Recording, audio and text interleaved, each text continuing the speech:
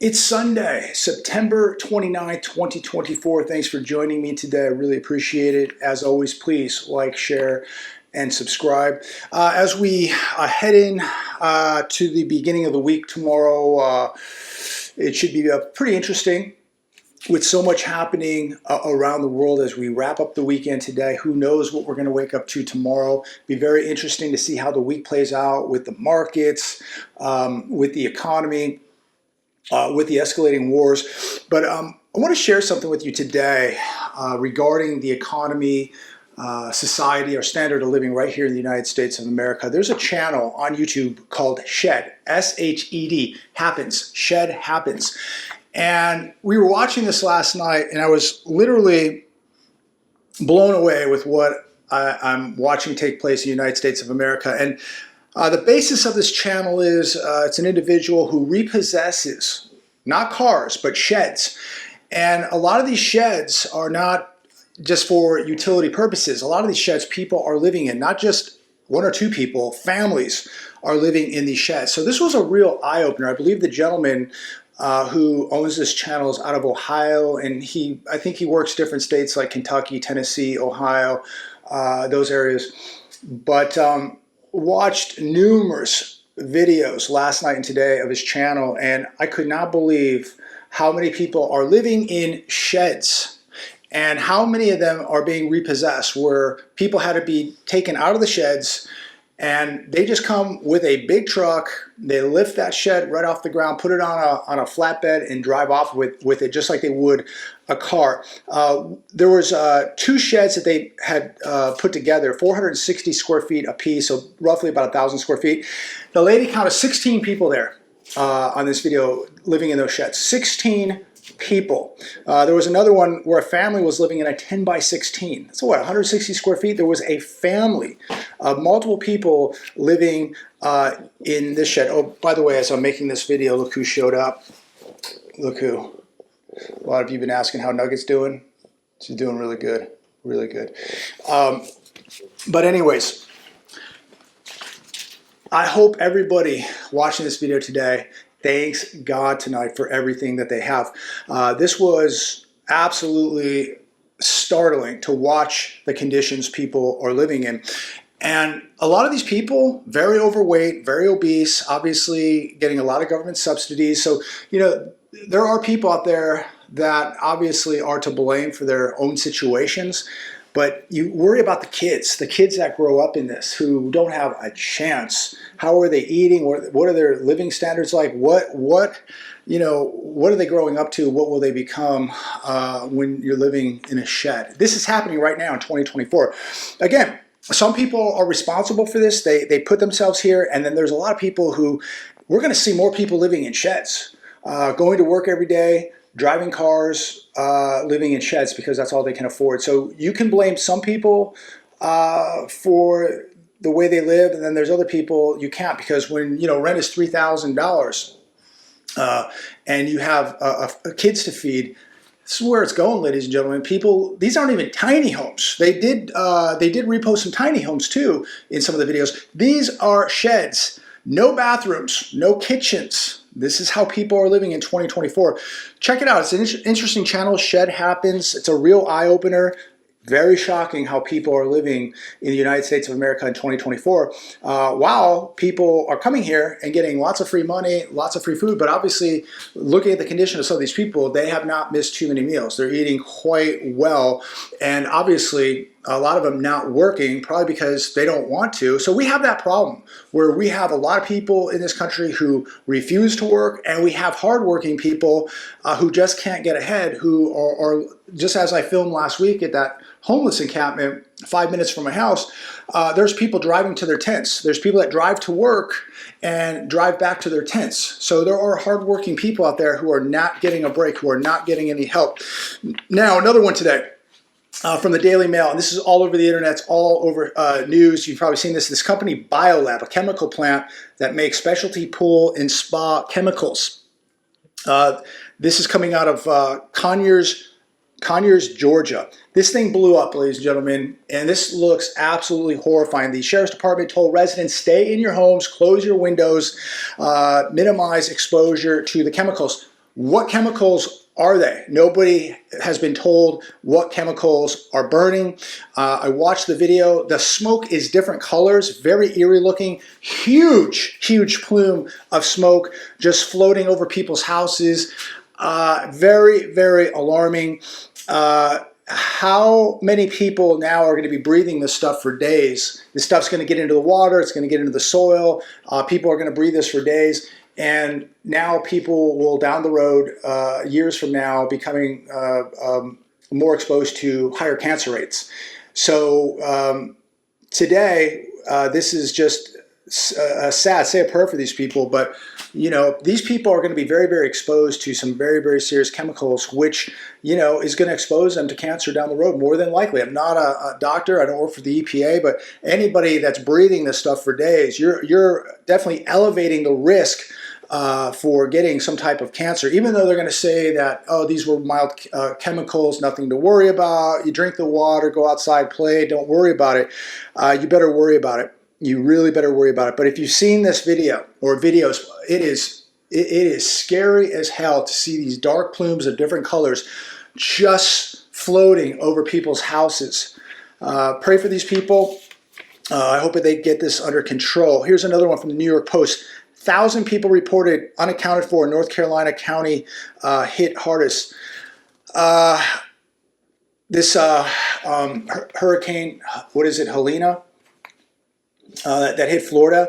Wow, it's definitely done a lot of damage in North Carolina and the South. Keep these people in your prayers.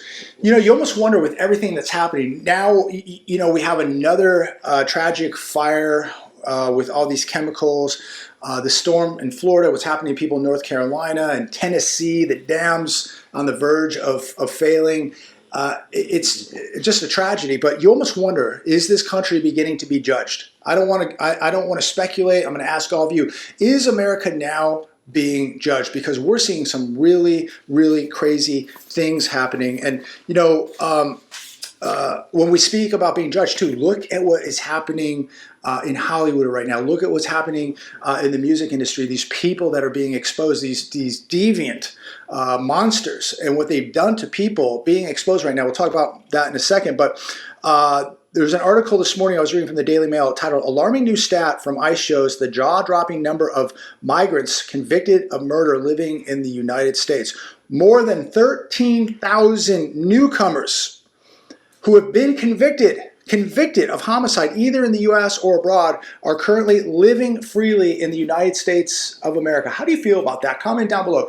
Does this make you feel safe? I mean, America has plenty of its own crime, but we are importing crime from all over the globe. And right now we're being told that 13,000 people have already been convicted of murder, and they're just walking around freely, and they have no idea where these people are at this point. And you know, they say it's 13, it's probably 40,000. Is your family safe? What are you doing right now? I want to ask all of you, comment down below. What are you doing to keep your family safe at this point? What are you doing right now to keep your family safe? What are you implementing? Is your family out training? Are you adding skills? Or are you just hoping for the best and just praying that nothing bad happens? Let me know your thoughts. Let me know what you're doing for preparations to make sure that your family is safe, that your family members are safe. And give us some ideas what we can all do to stay safer. Daily Caller, thousands of non-citizens convicted of homicide and other crimes roaming free in the United States, ICE says. As of July 21st, there were in total over 662,566 non-citizens with criminal histories on the ICE national docket. Again, what are you doing to keep you and your family safe? This is a lot of people. And these are just the people that they know of. I don't even know how you can keep track of these people when they're coming from third world countries. They don't have the databases. They don't have the technology. They don't have the record keeping to even notify us of what these people have done. I mean, it's amazing that we even can track this many people. But that's well over 500,000 people. What are you doing to keep your family safe? Here's another one. Hundreds of millions of dollars being awarded for electric semi-truck charging infrastructure. We speak every day about the waste of money in this country. And here's another one. And let's not forget, the present administration spent $7.5 billion. And so far, they've installed 7 EV stations in 3 years, with only another 499,990 to go. But in 3 years, they were able to get 7 EV stations put up, and it has cost us $7.5 billion. And now we're moving on to hundreds of millions of dollars being awarded for electric semi-truck charging infrastructure. I think that this is a very ancient technology. It's literally, we're talking about golf carts, ladies and gentlemen. I don't see how you're gonna charge a truck to carry 40 tons of supplies and goods down a road. 40 tons, ladies and gentlemen, 80,000 pounds. That's what a 53-foot trailer weighs when it's loaded. 80,000 pounds. Our infrastructure is falling apart as we are dreaming about this technology of charging up golf carts to pull 80,000 pounds down our highways. The street lights are out, potholes all over the place, airports crumbling, roads crumbling, city buildings crumbling. It's all falling apart, and we're worried about driving shopping or golf carts down the road here. It's absolutely appalling what's taking place. Here's another one today. Breitbart: Hollywood is dead. The music industry is dead. Also, you know, this whole P. Diddy, Sean Combs debacle is definitely part of the Hollywood collapse, the music industry collapsing. I really don't know who many of these people are these days. I think the music's absolutely horrible. I think the movies are horrible. I don't give my time or my money to Hollywood or the music industry. It's horrible. And I hope that you and your family have made that choice too, to not support these industries that hate you. They worship Satan. They're deviants. They're demented. They're demonic. And I highly advise that you stay away from them. Very few people, make it through these industries of music or Hollywood. The two most dangerous professions in the world are the music industry and Hollywood. Most people go in, many with good intentions, and most of them die very, very young or come out deviants, like we're seeing with Sean Combs. I mean, the things that this guy is accused of, and look, innocent till proven guilty, but it does not look good. There's a lot of people coming out that know a lot of things, and obviously the FBI probably has hundreds of hours of videotape of what happened at these properties, at these parties. And yet, people support these industries. People worship these people like gods. They are absolute demons. They're deviants. And the atrocities that somebody like this allegedly committed, and friends and other big power players, which maybe the names will come out, maybe they won't.